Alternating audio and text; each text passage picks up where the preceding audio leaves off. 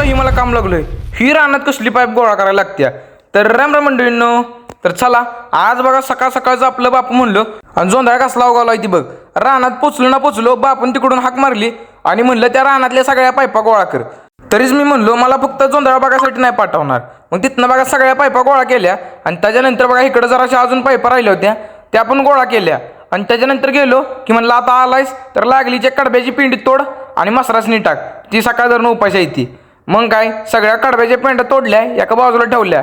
तोपर्यंत बघा हाताचं सगळं वाट लागली होती आणि भुका पण लय लागल्या होत्या. मस्तपैकी आंघोळ करून घेतली, म्हणलो आधी आंघोळ करू. आणि त्याच्यानंतर मग मम्मीनं खीर चपाती केली ती, मग ती खीर चपाती खाल्ली. आणि त्याच्यानंतर म्हणलो जरा आता पिक्चर बघू. आणि पिक्चर बघून झाला ना झाला की लगेच वाडा आणायचं काम लागलं. मग वाडा आणून झालं की डायरेक्ट जिमला गेलो. आणि आज आपली कार्यकर्ती बघा सगळी हजर होती, त्याच्यामुळे म्हणलो आज आपला चेसचा सेट घेऊ. कारण की बघा चेसचा सेट घेतला नाही की सपोर्टला कोणतरी माणूस लागतो. आणि आज आपला गणेश कदम आलता, त्याच्यामुळे सपोर्टचा काही विषयच नव्हता. मग एकमेकांना बघा सपोर्ट देत सगळं सेट घेतलं चेसचं.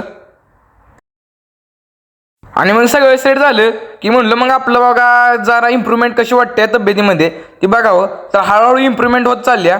अजून थोडे दिवस कष्ट चांगलं घेतलं की अजून चांगली बॉडी होईल.